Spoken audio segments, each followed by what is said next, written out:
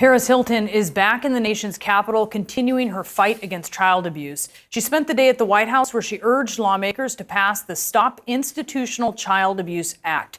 This comes 2 years after Hilton shared her personal story of abuse. The last school that I went to was Provo Canyon School. And that was the worst of the worst. There's no getting out of there. You're sitting on a chair, staring at a wall all day long, getting yelled at or hit. I felt like a lot of the people who work there got off on torturing children and seeing them naked. Following Paris Hilton's accusations, Provo Canyon School released a statement saying Provo Canyon School was sold by its previous ownership in August 2000. We therefore cannot comment on the operations or student experience prior to that time. With us now is media personality and businesswoman Paris Hilton to talk about this issue. Paris, we should mention there were so many other allegations made about that school under its prior ownership as well. And I'm just hoping you can tell us about this bill that you're working on. What do you want people to know about it? I want people to know that there is severe abuse happening at these schools. There's 150,000 youth that are sent to these places, and they're being physically, verbally, emotionally, and sexually abused. And there needs to be a stop to this. So I'm here for the Stop Institutional Child Abuse Act, and just to educate lawmakers and senators on this very serious human rights issue.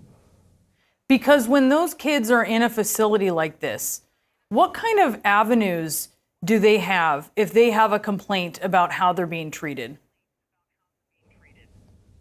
There's no possible way. They're cut off from the outside world. They're not allowed to tell anyone if they try to even say it with their families on the phone. It happened to myself as well. They will immediately hang up the phone. You'll be punished and you'll have your phone privileges taken away. So they do scare tactics. And you saw physical abuse and you experienced that, is that right? Yes, on a daily basis. So you've been advocating for this courageously, sharing this experience, this awful experience that you had in the hope that other people won't have to go through this. You've spoken in this documentary about how you were woken up in the middle of the night when you were 16, 2 transporters taking you to this residential treatment center that your parents wanted you to go to. You spoke of being in solitary confinement. How did that experience impact your life and also your parents' lives, considering what they expected was going to happen there? My parents had no idea. They thought that they were sending me to a normal boarding school, but these places have such deceptive marketing, and the people who work at these places lie to the families.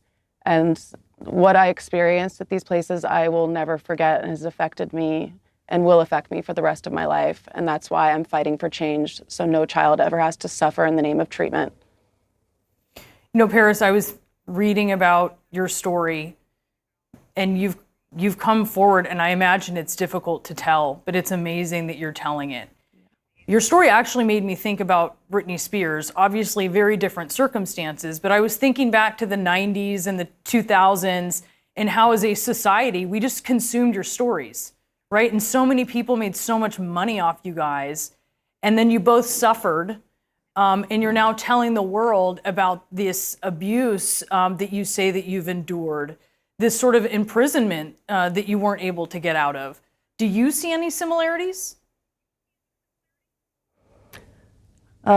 Definitely. You know, I went through that as a teenager, and she's had to experience it as an adult. And we both are so strong with what we've went through. And I'm so proud of both of us for using our voices to stick up for others who don't have a voice. And I'm so proud to be here in Washington, D.C. We have hundreds of survivors that have flown out. And we really just need people to understand what's happening in these places. Well, you're really elevating this issue, and we're going to keep following this bill. Paris, thank you so much for being with us. We appreciate it. Thank you so much, too.